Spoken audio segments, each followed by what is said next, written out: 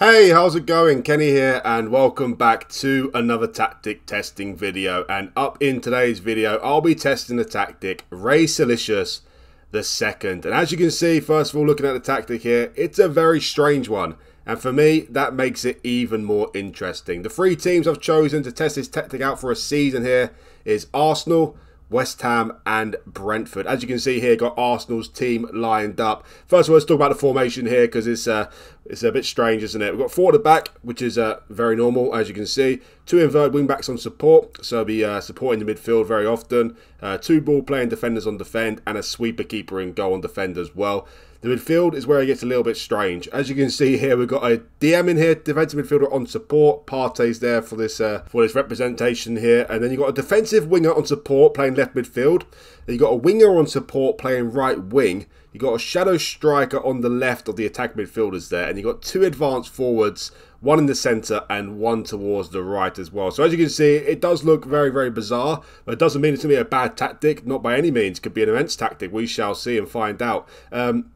So this is why it interests me the most, because of how weird it is. And yeah, if it works, then who cares how weird it looks on paper here. In terms of the instructions, we've got a balanced mentality, which I do like to see, that we're a balance to the team. It's definitely got some sort of balance to it. Obviously, you've got a defensive winger on support here and a DM on support. The wingers on support as well, so we're helping this area as well. Also, the inverted wing backs on support will be going in, so I'm guessing it probably will work. We shall see. In possession, you've got short passing, passing the space, low crosses as well, which seems to be popular with these tactics here. Run at defence, underlap left and right, no surprise with the inverted wing backs and support, and a higher tempo as well. In transition, it's the same old, counter press, counter, distribute quickly and roll it out. And then out of possession, we've got a high defensive line with high press, trigger press much more often, get stuck in as well, so, and prevent your goalkeeper distribution. So it's quite an intense tactic, balanced mentality though, and a little bit of a mixed bag of roles in there. Some you don't normally see together. Defensive winger and support in there,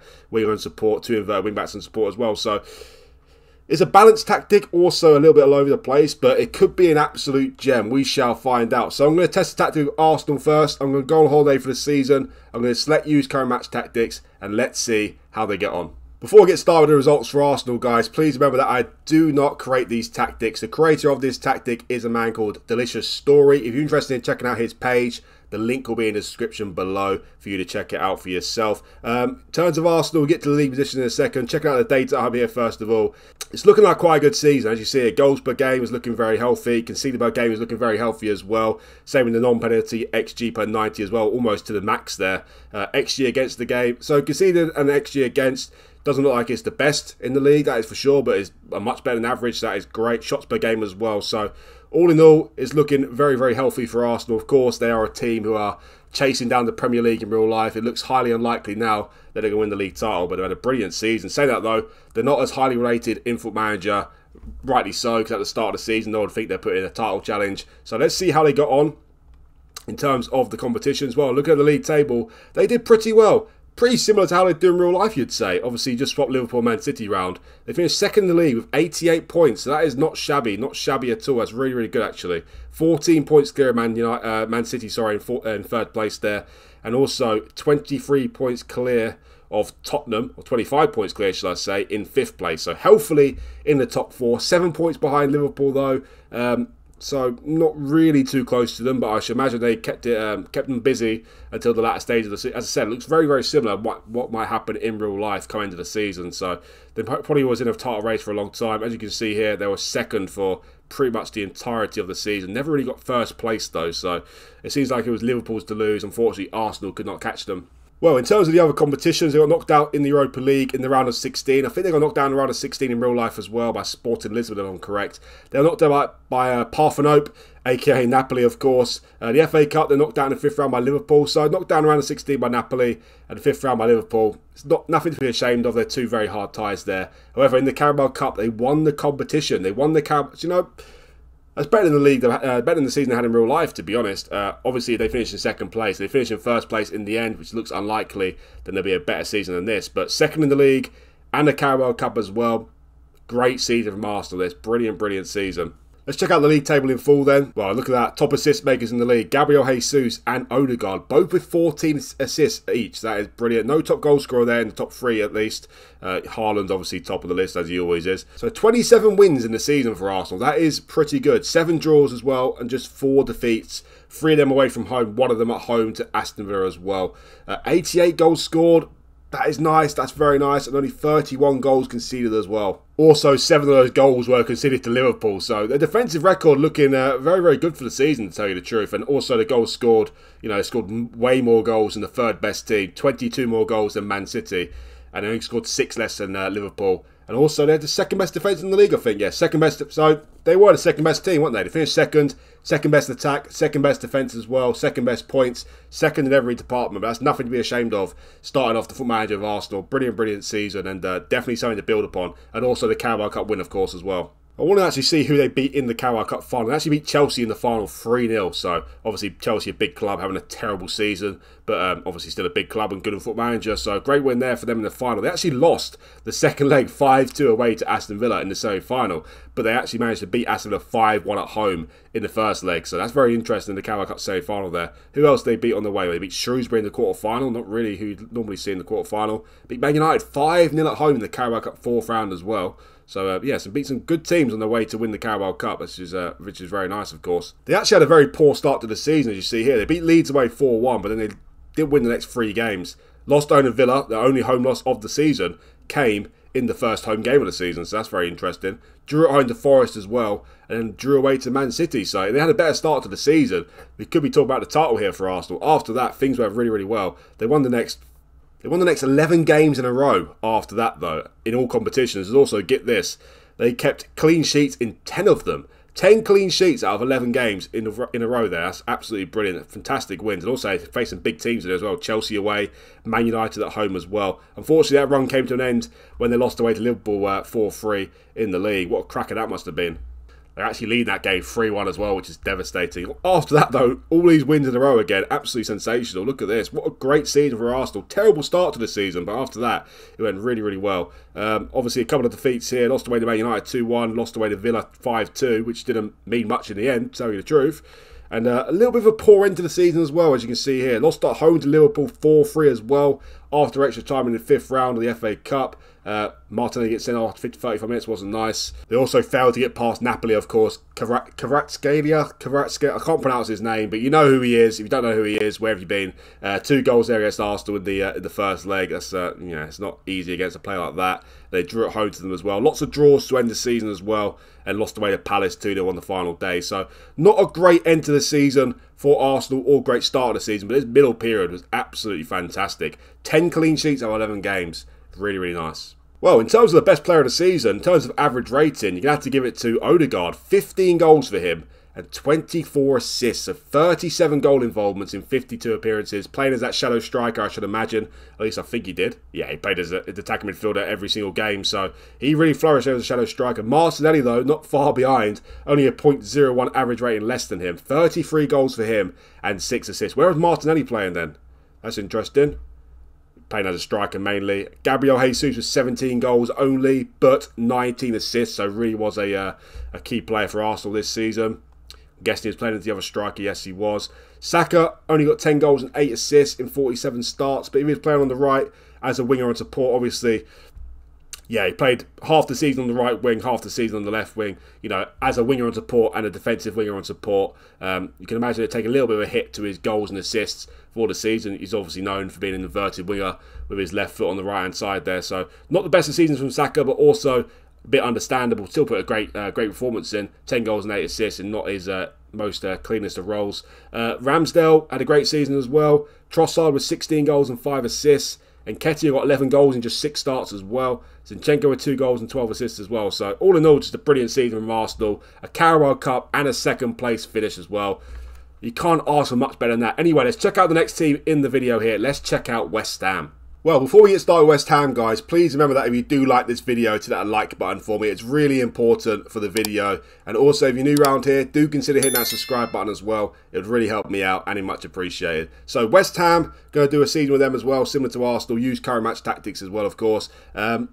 I I can't see the results being as good for West Ham as they were for Arsenal. Obviously, West Ham are still a good team. You know, they're playing in the Europa Conference League semi-final, got to the semi-final of the Europa League last season as well. They are battling relegation though, and to be honest, Declan Rice looks like he's going to be leaving at the end of the season, at least he should do, and that would make their team considerably worse, in my opinion. So, yeah, obviously nowhere near as good as Arsenal, but the tactic worked really well for Arsenal, so who says that it won't work really well for West Ham? They can record a top half finish, I'd say it'd be quite successful, but realistically, well, what West Ham have done in recent years, you'd say a top 7 finish and it'd be really, really good. Anyway, let's go on holiday, use current match tactics, let's see how West Ham get on.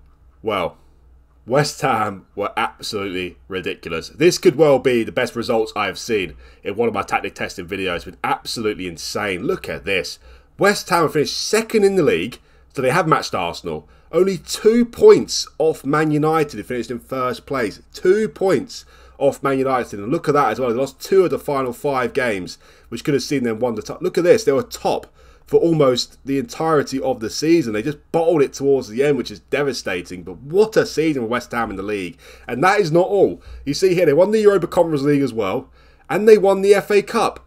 So West Ham with a double and a second place in the league. Absolutely ridiculous. They also got to the semi-final of the Carabao Cup as well, by the way. Knocked out by Fulham, so maybe they could have done a little bit better there. But what a season from West Ham. Absolutely ridiculous. I'll give this 10 out of 10 for the tactic for West Ham here. Absolutely unbelievable. 85 points.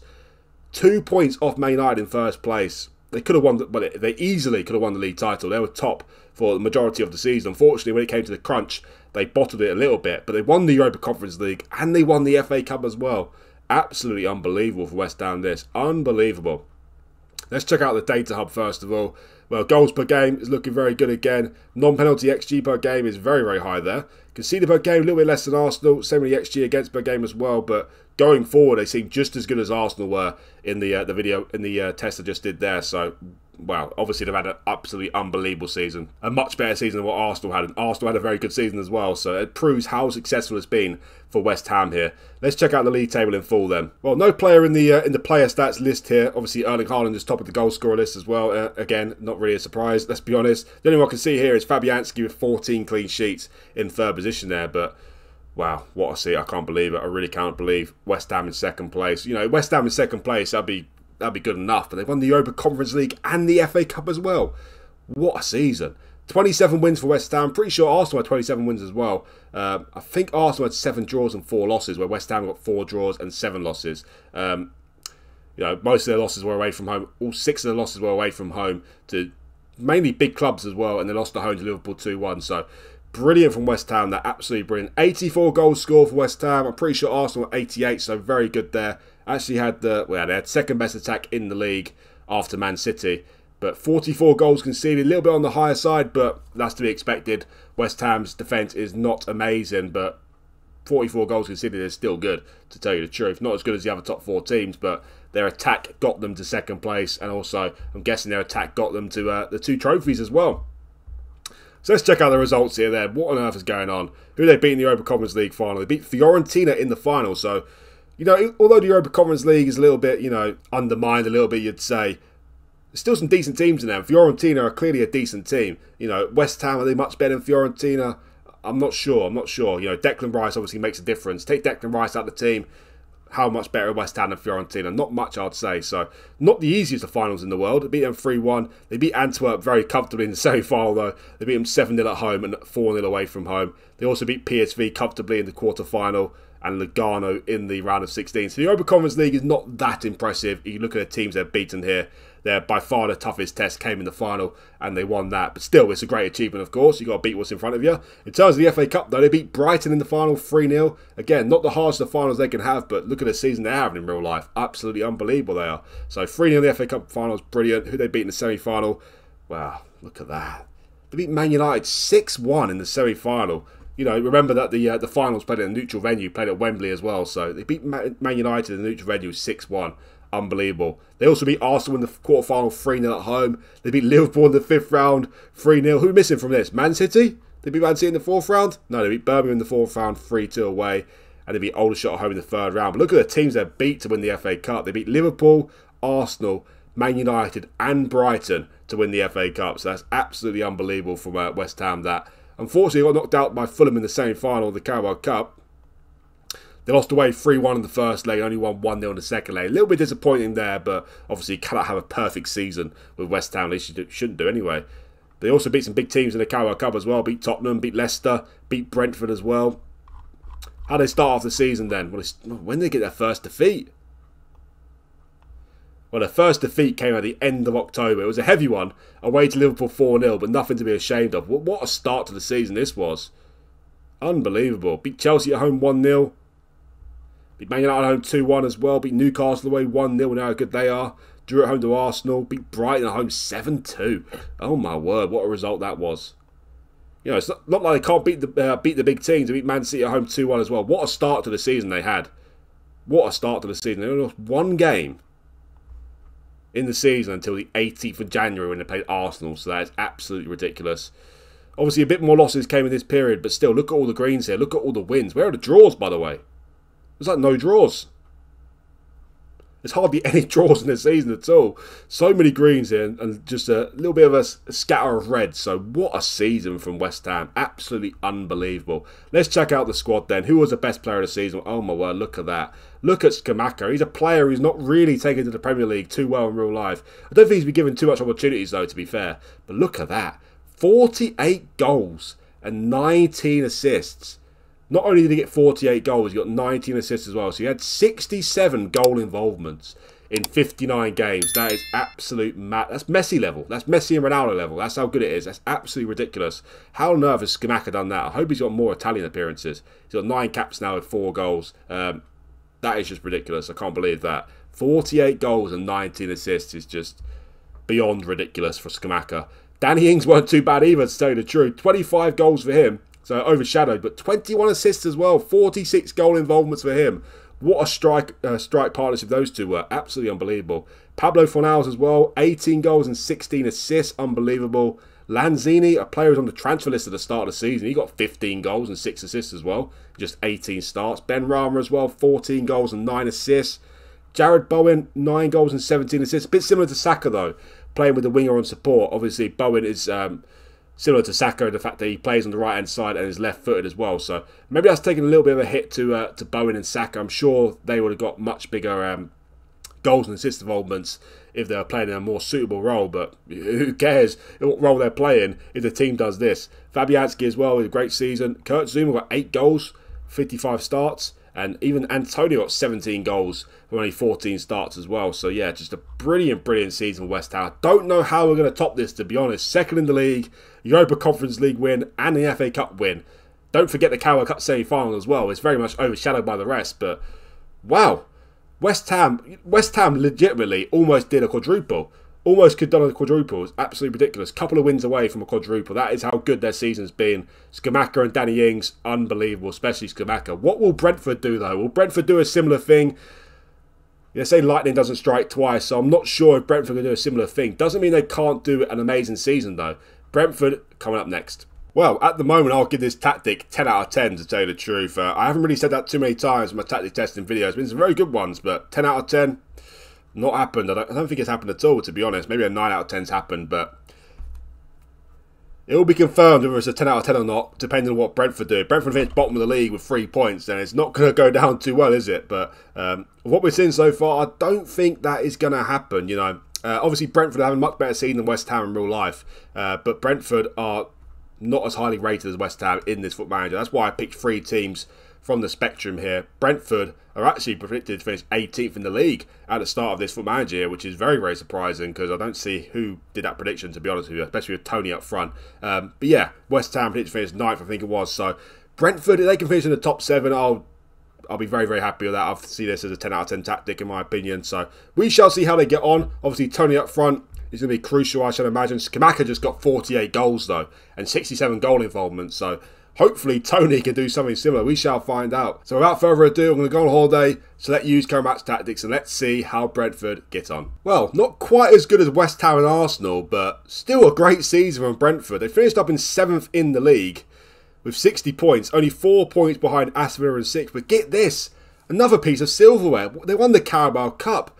What is with this tactic? I think you're pretty much just guaranteed silverware with this tactic. Obviously, Arsenal finished second and won the Carabao Cup. West Ham won the Europa Conference League and the FA Cup, and also finished second in the league. And Brentford have finished seventh in the league and won the Carabao Cup. So this tactic just seems absolutely ridiculous. Already, I'm going to say it. This tactic is 10 out of 10. Brilliant, brilliant job from you, Delicious Story. This is amazing. Brentford is seventh in the league. Obviously, not as good as West Ham and Arsenal. But as I said, do remember that Brentford are predicted to finish 18th at the start of this Foot Manager. They're also as high as third position in some parts of the season. So they look like they had quite a poor end of the season, to tell you the truth. Not a million miles away from the Champions League places. Only 12 points behind Chelsea. As I said, look at that. They lost 3 of the last 5 games. So turn all those into green. They'd only finished 3 points behind Chelsea in 4th place. So it could have been a lot better for Brentford. But anyway, 7th in the league for Brentford. I know it's not a million miles away from them where they're going to finish in real life. But as I said, at the start of the season, 18th prediction. It's very, very good. Only finished 1 point above 10th place as well, by the way. What a battle this wasn't been for the Europa League places. Brentford, Tottenham, Arsenal and Newcastle. 1 point separating 4 teams there. Knocked down in the 5th round by Chelsea in the FA Cup, and they won the Carabao Cup. So, yeah, brilliant season again from Brentford. Obviously, West Ham goes up and away from the other two. Just absolutely astounding, to tell you the truth. But Brentford and Arsenal have had very, very good seasons as well. Let's check out the league table in full here then. Well, look at that. Very interesting. Highest average rated, obviously Erling Haaland's first. Second and third is Ivan Toney and Brian Mbeumo. So they had great seasons. Mbeumo as well with 16 assists for the season. So he's been brilliant. Really, really good. Well, 19 wins for Brentford in the season. Only 3 draws. This tactic doesn't like draws too much, does it? Not too many draws to see. 2 of those draws against Brighton as well. So very interesting. And 16 losses. 16 losses is quite a lot, but they had 19 wins, so I guess I'll let them off for that. 67 goals scored, not as good as West Ham or Arsenal, but still decent. 53 goals conceded as well, a little bit on the higher side. So Brentford obviously nowhere near as good as Arsenal and West Ham in this tactic video here, but they did win the Carabao Cup and also 7th in the league. Happy, happy days. Yeah, you can see the difference between the 3 clubs here in the data hub. Goals per game is good. It's good, better than average. Non-penalty XG per 90 is very high, actually, so that's great. So it looked like it should have been more clinical, which is a little bit weird to say, since you've got Ivan Toney up front, 3rd top goal scorer in the league in real life.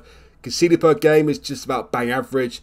XG against per game is a little bit better than average. Shots per game is very good as well. So obviously Brentford could have done better, but all in all, it's a great season as well. But significantly worse than West Ham and Arsenal as well, of course. But still, absolutely brilliant season from them. Let's check out some of the results here then. It looks like, yeah, they had a terrible end to the season, actually. Really, really poor end to the season.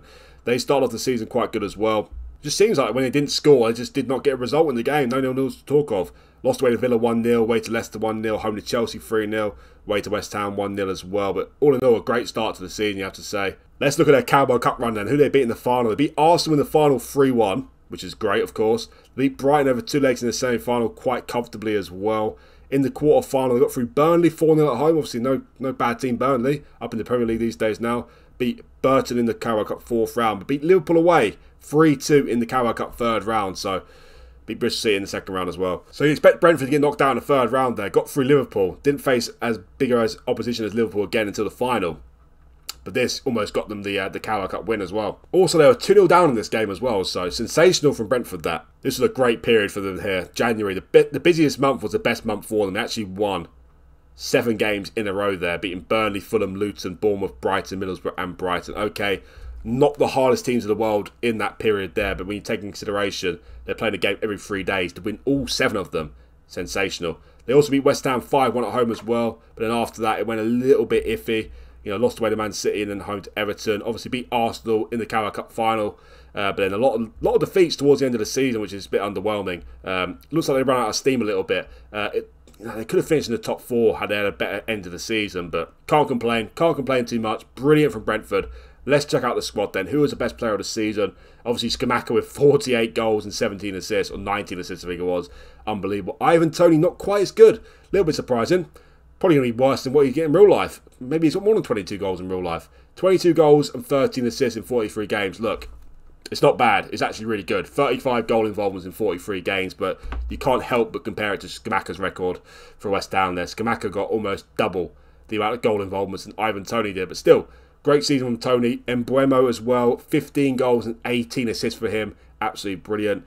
Godos as well, a player I didn't really look at too much, to be honest. I don't think he plays too much in real life, but he had a brilliant season. 14 goals and 14 assists as well.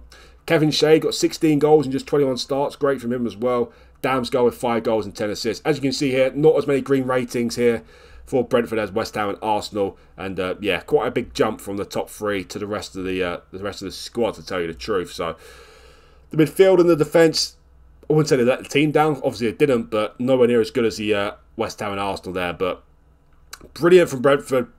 Absolutely out of this world from West Ham. Absolutely ridiculous. If you start a career at West Ham, make sure you use this tactic because it might do well for you. Skamaka seems to love it. Arsenal as well with a great season as well. Every single club won silverware. You know, Arsenal won the Carabao Cup, West Ham won the Europa Conference League and the Carabao Cup, and Brentford won the FA Cup, sorry, and Brentford won the Carabao Cup as well. So that is not all, of course. 2 second-place finishes and 7th for Brentford. So what a tactic. I'm going to say it. This has been the best tactic I've tested so far here with the tactic testing videos. Absolutely unbelievable. That is the end of the video, guys. Please remember that if you do like the video, hit that like button for me. And also, if you're new around here, do consider hitting that subscribe button as well. It'd really help me out and it's much appreciated. Thanks again for watching, and I'll see you for the next one.